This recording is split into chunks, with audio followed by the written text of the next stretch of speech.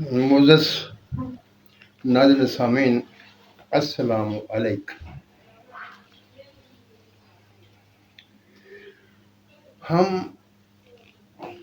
میں اور آپ شاید یہ بات اپنے بچپن ہی سے سنتے چلے آ رہے ہیں کہ اللہ تعالیٰ نے 7 زمینیں بنائیں، 7 آسمان بنائے، اور جب اس بات کو آگے بڑھایا جاتا ہے تو یہ کہا جاتا ہے کہ ان 7 زمینوں میں 7 محمد، 7 آدم، یعنی یہ پورا سلسلہ جو ہماری زمین کا قائم ہے، اسی سلسلے کو، سلسلہ نبوت کو پورے 7 زمینوں پر پھیلا دیا جاتا ہے۔ لیکن جب میں نے غور کیا تو مجھے یہ بات قرآن میں نظر نہیں آئی۔ یہ بات میں آپ کے سامنے رکھنے لگا ہوں، آپ بھی غور کیجئے اور سمجھیے۔ 7 زمینوں اور 7 آسمانوں کے بارے میں جو بنیاد قرآن سے لی جاتی ہے وہ سورۃ طلاق کی آخری آیت مبارکہ ہے، جو میں آپ کے سامنے پیش کرنے لگا ہوں، اور پھر اس پر بات کرتے ہیں۔ اعوذ باللہ من الشیطان الرجیم، بسم اللہ الرحمن الرحیم۔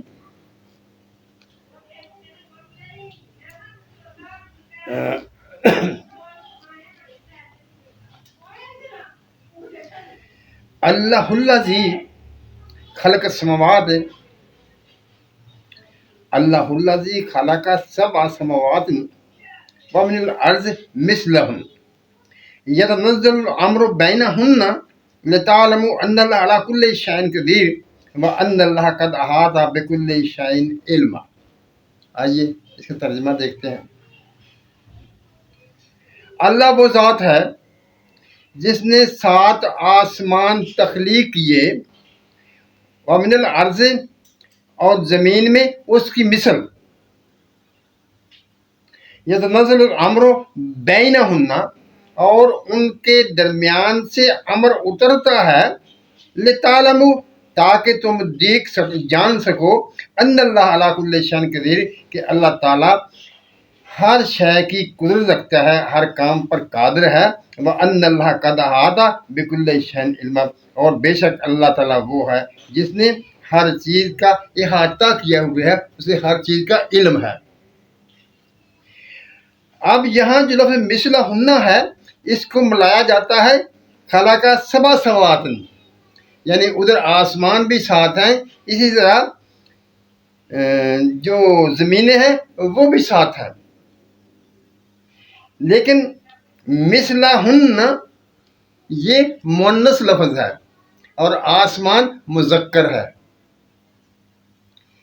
جب آسمان مذکر ہے تو مثلہن جو کہ مؤنث ہے، اس کو 7 آسمانوں کے ساتھ کیسے ملا دیا جاتا ہے؟ اب ہمیں دیکھنا ہے کہ اگر مثلہن جو لفظ مؤنث کا ہے تو اس کو کسی مؤنث کے ساتھ ملائیں گے، جس کا تصویر دیں گے، وہ کیا ہے؟ وہ ہے لفظ تخلیق کا۔ یعنی جس طرح اللہ تعالیٰ نے آسمانوں میں مختلف چیزیں رکھی، مختلف چیزیں جو ہے وہ خلق کی، اسی طرح سے زمین میں بھی اللہ تعالیٰ نے مختلف چیزوں کی تخلیق کی ہے، جبکہ زمین ایک ہی ہے۔ آپ کہیں گے کہ آپ جو یہ بات کہہ رہے ہیں اس کی دلیل کیا ہے؟ آئیے اس کی دلیل بھی آپ کے سامنے پیش کرتا ہوں۔ آئیے اب ہم چلتے ہیں سورۃ سجدہ کی آیت نمبر 5 کی طرف۔ سورۃ سجدہ کی آیت نمبر 5 ہمیں یہ بتاتی ہے، اعوذ باللہ من الشیطان الرجیم، بسم اللہ الرحمن الرحیم، یدبر الامر من السماء الی الارض، وہ امر کو بھیجتا ہے، تدبیر کرتا ہے آسمان سے زمین کی طرف، الی الارض، الال کو یاد رکھنا ہے، الی الارض، ارض کی، زمین کی طرف۔ یدبر الامر من السماء الی الارض، وہ آسمان سے امر کی تدبیر کرتا ہے زمین کی طرف، الی الارض، ثم یرجع الیہ فی یوم کان مقدارہ الف سنۃ مما تعدون۔ یہ اس بات سے جو میں آپ کے سامنے رکھ رہا ہوں اس کے دوسرے حصے کا ایسے تعلق نہیں ہے، صرف پہلا حصہ جو دبر الامر من السماء الی الارض، یعنی وہ آسمان سے زمین کی طرف اپنے امر کی تدبیر کرتا ہے الی الارض۔ اب آئیے پھر ہم چلتے ہیں اسی صورت پر، پھر دوبارہ اس آیت مبارکہ کو دیکھتے ہیں۔ یہاں ہے یتنزل الامر بینہم، اور ان کے درمیان سے حکم اترتا ہے، یتنزل اترتا ہے، امر بینہم ان کے درمیان سے، لتعلموا تاکہ تم جان سکو۔ اب دیکھیے وہاں جب ارض کا حکم تھا تو وہاں امر تھا وہ الی الارض تھا، یہاں بینہن ہے۔ آئیے اب ہم اس پر کھل کر بات کرتے ہیں۔ دیکھیے اللہ تعالیٰ نے 7 آسمان قائم کیے اور اس کے ساتھ زمین قائم کی۔ اب آ جائیے اس بات پر امر کیا ہے۔ امر بمعنی حکم ہے، لیکن اس کے 2 حصے ہیں، ایک امر تکوینی ہے اور ایک امر شرعی ہے۔ امر شرعی وہ ہے جو حضرت جبرائیل علیہ السلام انبیاء کی طرف لاتے رہے اور انبیاء جو تھے وہ اپنی امت کو اس کی تعلیم دیتے رہے۔ جب الی الارض کا ذکر ہوا تو وہاں وہ شرعی امر جو ہے وہ اس سے مراد ہے، یعنی آسمانوں سے شرعی علم زمین کی طرف اترتا رہا، وہ واحد ہے، ایک ہی زمین ہے۔ اور یہاں جو بینہن کا لفظ ہے یہاں پر امر تکوینی مراد ہے، یعنی جو موسم بدلتے ہیں، حالات بدلتے ہیں، جو واقعات ہوتے ہیں یا دنیا کے یہ موسموں کی تبدیلی، ہواؤں کا چلنا، یہ سارا امر جو ہے یہ تکوینی امر ہے، یہ بینہن ہے۔ اگر آپ نے کبھی تھوڑی سی بھی سائنس پڑھی ہوگی یا کسی سے پوچھ لیں گے تو آپ کو یہ معلوم ہو جائے گا کہ زمینوں کی حرکت کی وجہ سے، سیاروں کی حرکت کی وجہ سے، آسمان کی حرکت کی وجہ سے، سورج کی حرکت کی وجہ سے یہ موسم بدلتے ہیں اور حالات تبدیل ہوتے ہیں، اور اس کے مطابق مختلف چیزیں تدبیر پاتی ہیں، اور یہ امر جو ہے وہ یہ امر تکوینی ہے۔ یہ امر تکوینی جو ہے یہ کیا ہے؟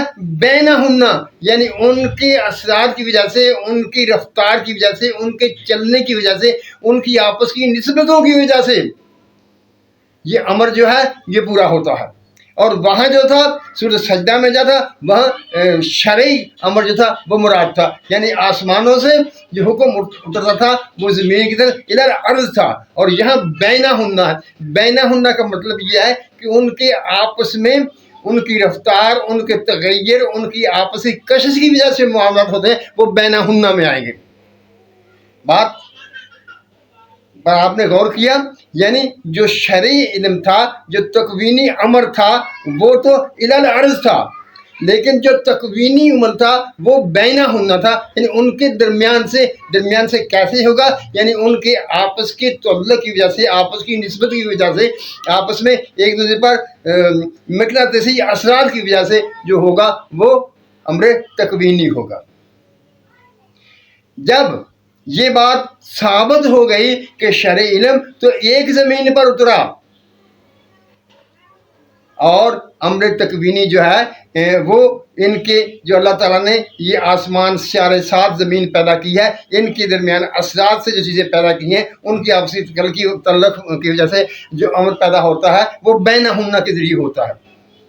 اب جب شرعی امر ایک ہوا تو نہ آدم ساتھ رہے، نہ محمد صلی اللہ علیہ وسلم ساتھ رہے، نہ وہ سلسلہ 7 زمینوں پر امر کے اترنے کا رہا۔ اگر کوئی صاحب یہ کہتے ہیں کہ 7 زمینوں پر شرعی امر اترتا ہے تو اس کے لیے لائیں کچھ دلیل ہے، قرآن میں سے لے کر آئیں۔ ایسی کوئی دلیل قرآن میں موجود نہیں ہے کہ 7 زمینوں پر اللہ تعالیٰ کا شرعی حکم اترتا ہے۔ اگر 7 زمینوں پر اللہ تعالیٰ کا شرعی حکم تھا تو ایک ہی وقت میں 7 محمد ہونے چاہیے، 7 آدم ہونے چاہیے، جو کہ خلاف فطرت ہے، اللہ تعالیٰ کی منشا کے خلاف ہے۔ ادھر تو آپ کہتے ہیں کہ اللہ تعالیٰ کہتا ہے ان کم تحبون اللہ فاتبعونی، یعنی حضور اکرم کہتے ہیں اگر تم چاہتے ہو اللہ تم سے محبت کرے تو میری اطاعت کرو. یعنی اللہ تعالیٰ کی محبت جو حضور اکرم صلی اللہ علیہ وسلم سے اطاعت سے متعلق ہے، اسی طرح آپ حضور اکرم صلی اللہ علیہ وسلم کو محبوب خدا کہتے ہیں، اور وہ ہیں بھی. جب حضرت محمد صلی اللہ علیہ وسلم محبوب خدا ہے تو غور کیجئے، تفکر کیجئے، کیا محبوب ایک ہوتا ہے یا زیادہ ہوتے ہیں؟ اگر آپ یہ کہیں جس طرح شیشے میں محمد ہے تو ایک ہی لیکن اس کے عکس مختلف ہیں، تو یہ زمینیں نہ رہیں. ذرا غور کیجئے. میں یہ اکثر کہتا ہوں، آپ ان باتوں پر ایمان پختہ نہ کیجئے جو آپ نے یا میں نے سن رکھی ہیں، جب تک کہ آپ تحقیق نہ کر لیں.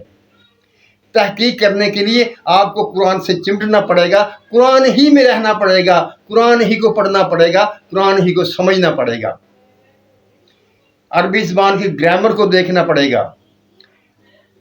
اس کے لیے محنت کرنا پڑے گی. جب محنت کریں گے تو تبھی پھل پائیں گے انشاءاللہ تعالی. اللہ تعالی ہم سب پر اپنی رحمتیں نازل کرے گا اور ہماری اس کوشش کا ہمیں بدلہ بھی اچھے انداز میں دے گا. معزز ناظرین سامعین، اللہ تعالی ہم سب پر اپنی رحمتیں نازل کرے، ہمیں سچ بولنے، سچ سننے اور سچ پر قائم رہنے کی توفیق عطا فرمائے. آمین. اللہ حافظ.